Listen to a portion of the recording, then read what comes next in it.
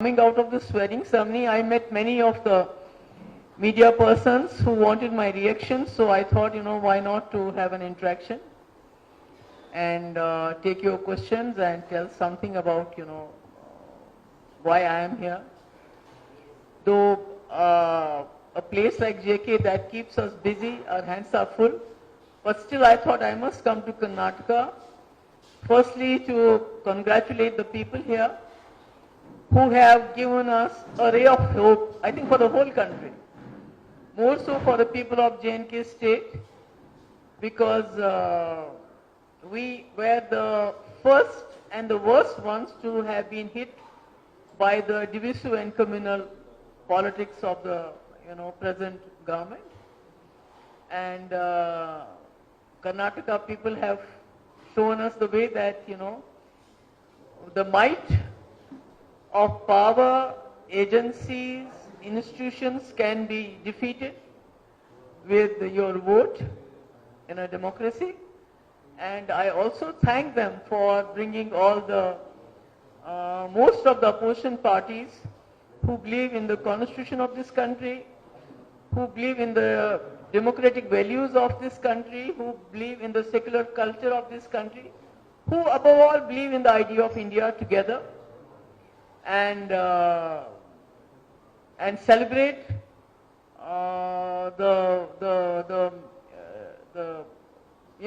when we say India is the mother of democracy, we celebrated that it was Karnataka that gave us a chance after a long time to do that.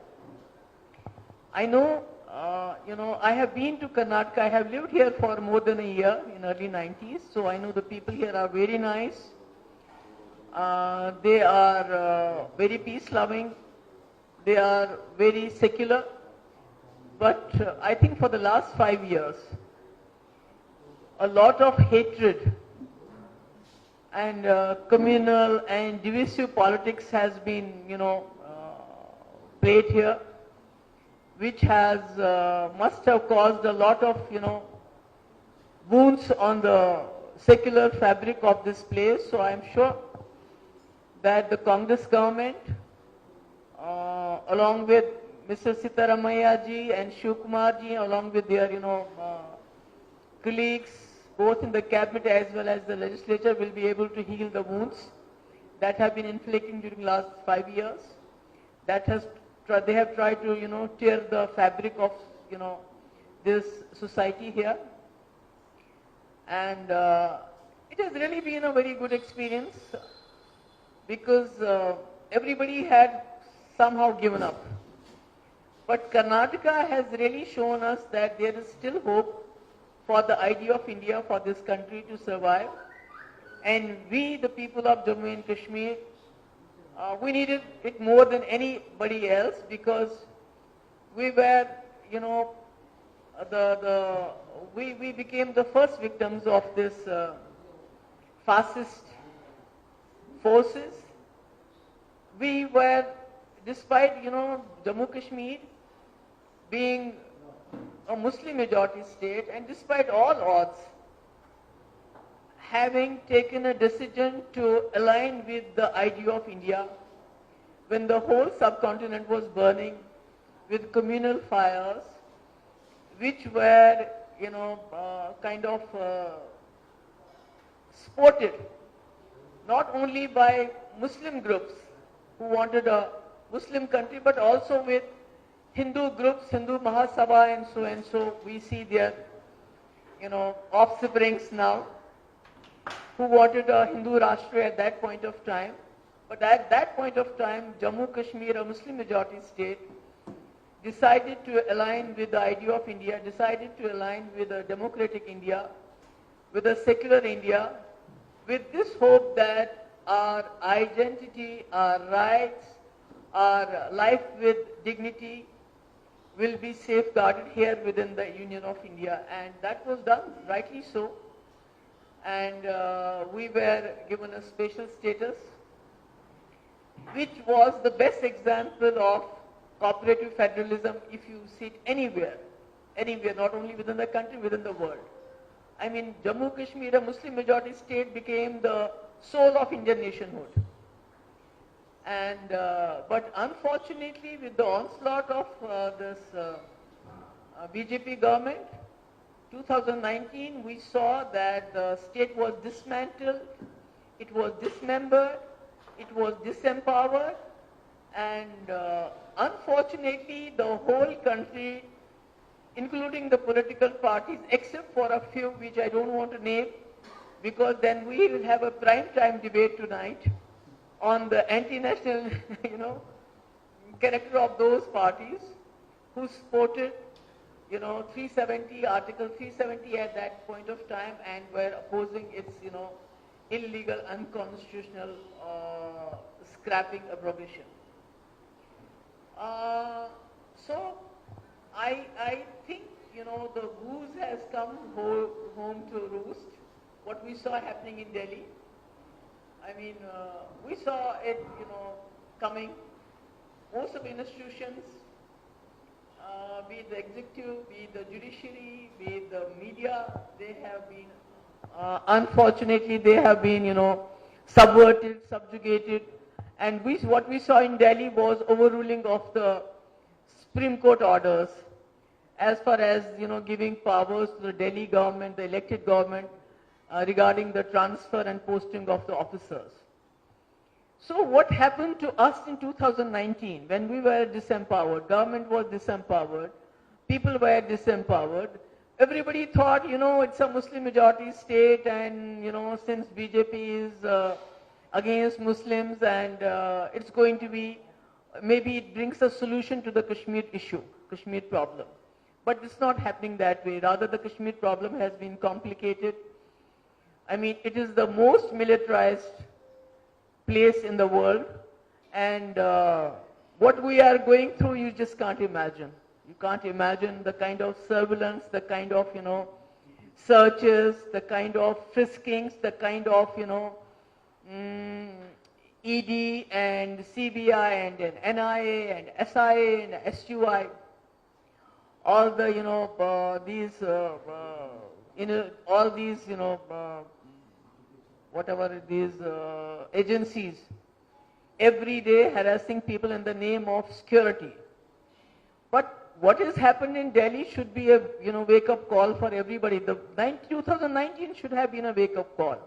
But unfortunately it was not. But what happened yesterday, it should be a wake-up call for everybody. Because it seems that BJP government is not going to leave any opposition government in the country where they can't, hijack the government after being, elected morally, legally. They buy the MLAs, they threaten them, they buy them over, but where they can't do that because they were not able to do that in Delhi with the AAP party. So now they have found a different way of disempowering them. This is going to happen to everybody. Everybody who is staying aloof, who is maybe out of opportunism or being scared of the agencies, they are keeping away. They are not, wanting to be seen as a part of opposition who came together yesterday. So this is a wake-up call for everybody, and I hope everybody wakes up and, tastes the coffee, smells the coffee. Because what started with J&K is slowly and steadily, going around the whole country, and it's going to, increase its pace once the elections get nearer. And but Karnataka has given me a hope, and I hope the people of this country, they are almost 60% who have voted against BJP. They are going to wake up and learn from what the people of Karnataka have done. I know that it was Rahul Gandhi's yatra which laid the foundation for the results that we see today, but I think the people of Karnataka are to be complimented. I don't have any words to say because everybody had given up. And the kind of, campaign the ruling party, the BJP, went about was, I have no words to express it, and the way Election Commission was just watching, I won't say helplessly, I will say with glee, They were not helpless at all, but it was something, that was very, very, it was very, I mean, I don't know, one got scared to see how, everybody, including right from the Prime Minister up to the, lower rank, were using religion and everything. But hats off to the people of Karnataka. They were not taken in by this, and I hope now the new government will not only give good governance minus 40% commission, but also heal the wounds. And that's why I came here, and I see a ray of hope. And I got a chance to talk to Nitish ji for some time as we were sitting together, and I invited him that they should, pay some attention to what's happening in J&K. Because J&K is, as I said earlier also, the soul of Indian nationhood. It has wedded itself to the idea of India. So if they have dismembered, if they have dismantled J&K, they have dismantled the idea of, they have started dismantling the idea of India. And so that is where the opposition parties, the people of India, will have to start repairing, will have to start the healing process. And, BJP is trying to portray to everybody, to the whole world, including the whole country, that everything is fine after the abrogation of 370. But let me tell you my experience. I have been the chief minister. My mother has been the wife of a home minister, wife of a chief minister. My daughter, all our passports were confiscated. My mother had to fight for 3 years to get her passport. My daughter is still fighting, and I am also fighting. So you can well imagine if this can be done in the name of security to a family which has, joined mainstream politics. My father joined mainstream politics in 1959 when Kashmir was burning with the idea of self-determination. So if this can happen to a family like ours, you can well imagine what must be being done to students, journalists, common people of Kashmir in the name of security. So this is just one example, and I don't want to talk about, how agencies every day are harassing people, businessmen, everybody, how many people, how our youth are rotting in jails outside J&K State. I say rotting because nothing has been proved. There are no case hearings. The families are so poor, they just can't even visit them, not to talk about fighting their cases. Even if there is a hearing, the witnesses are not presented. So the process in itself has become a punishment for all those families. So we are going through a very, very bad time, and Kashmiris are feeling more alienated, but I appeal to the people of this country that we have exceeded with you. We have not exceeded with Hindu Mahasabha or BJP or with any communal party or with, for that matter, with Muslim League. We did not choose Pakistan. We fought the invaders in 1947 with our bare hands and decided to align with this great country. But today the people are leaving us alone, and I would request all the opposition parties and as well as the people of this country, please reach out to people of Kashmir. You saw when Rahul Gandhi came to Kashmir, how people received him. Because people are feeling suffocated. They want someone, some leadership to come and listen to them. What's happening to them after 2019? How Jammu Kashmir has been converted into an open-air prison. So this is all I wanted to say, and once again, thumbs up for, Karnataka people, and I salute them. Thank you so much.